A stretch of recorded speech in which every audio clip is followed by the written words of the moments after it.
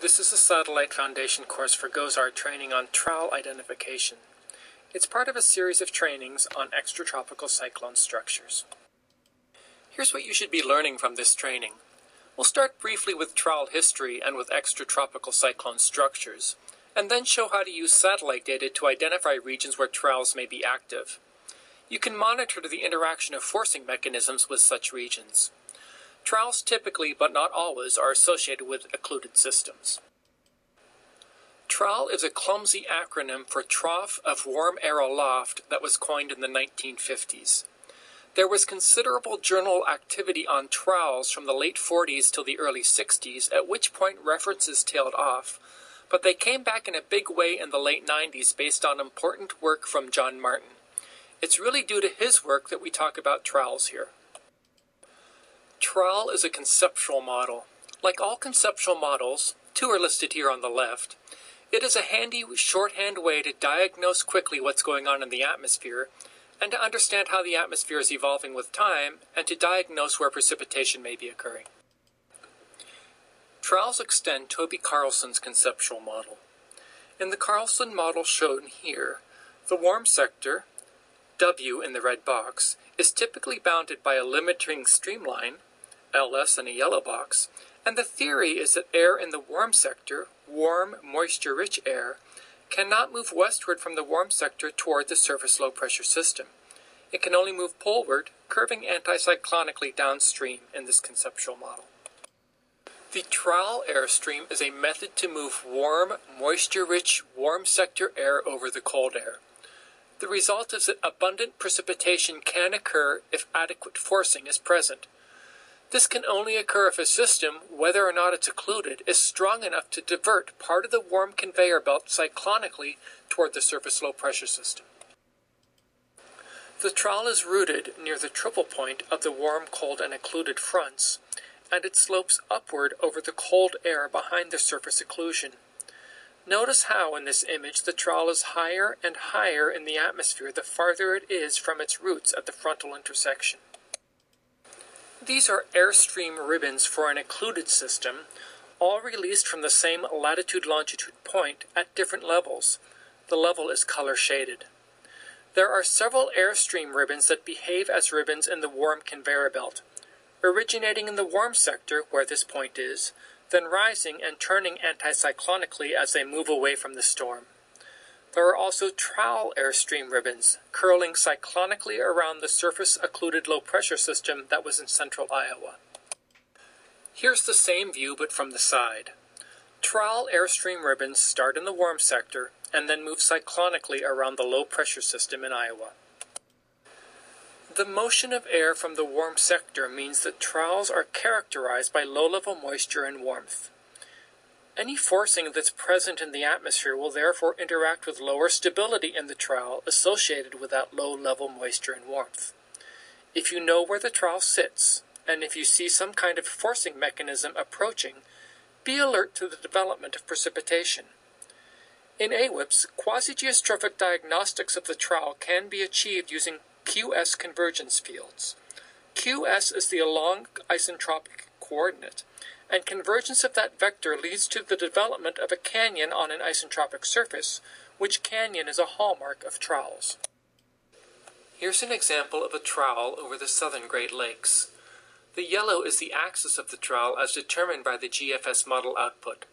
700 millibar theta E is shown. Note the pronounced S shape to the isentropes. The GFS mean sea level pressure is also shown.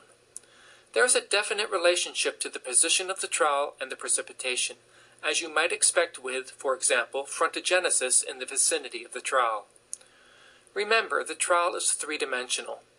The feature shown at 700 millibars in the upper left exists at other levels as well. It extends through the 700 millibar level. If you see a structure like this in your WFO, it's worth your time to take a cross-section perpendicular to the trowel to really observe the three-dimensional nature of the trowel. You'll be able to see its vertical extent quite clearly in cross-sections of isotropes. On that day, a dry punch interacted with the trowel, and cold cloud top development is apparent in the water vapor imagery in its vicinity. What forcing mechanisms might force ascent as seen in the water vapor? Frontal forcings? Secondary circulations around the descending dry jet? These are things you can look for when you're diagnosing the dynamics surrounding the trowel. Here's another example from over the Pacific Ocean using Himawari data. This is a 7.3 micron low-level water vapor image with an occluded storm over southern China. This low-level water vapor channel on Ahi is very similar to the 7.3 micron channel on ABI. GFS temperature analyses at 0Z on the 4th show a pronounced deformation into an S-shape, a characteristic of trowels, at both 700 and 650 millibars. This thermal field curves from north of Hokkaido to southern China. The next slides show animations, first of the storm occluding, and then of features in the water vapor that could be related to the trowel or to the trowel airstream, such as cold cloud tops in the vicinity of the trowel structure. It's difficult to identify trowels with a single water vapor imagery unless you have model data. But as the next slides show, animations and inferences based on conceptual models do allow trowel identification from satellite data. This shows the evolution of a developing wave cyclone over eastern Asia using Himawari 8's 7.3 micron water vapor imagery. The 7.3 micron is the low-level water vapor imagery, band 10 on Ahi, and is very similar to band 10 on ABI.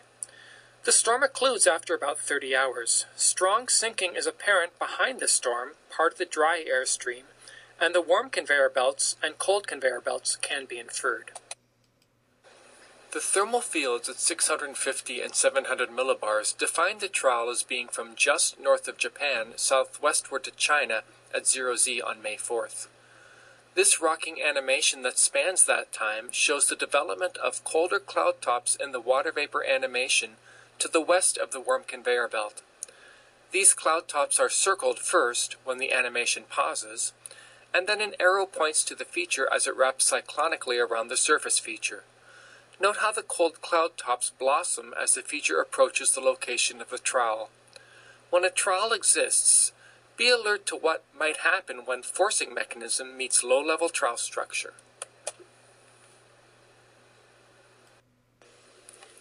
This is a slower rocking animation for the previous slide, to allow you to follow more closely features. Watch it several times.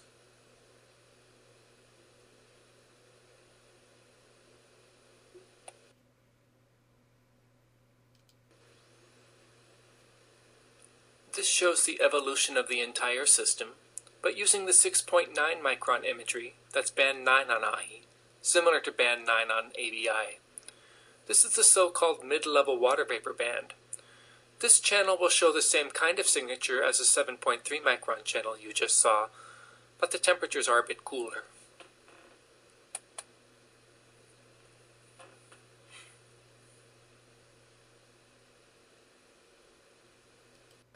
This summary slide should remind you of things you've just learned. You can find additional readings at these links. The papers on trowels by John Martin are highly recommended. This concludes the Satellite Foundational course for GOES-R training on trowels. Thanks for your attention.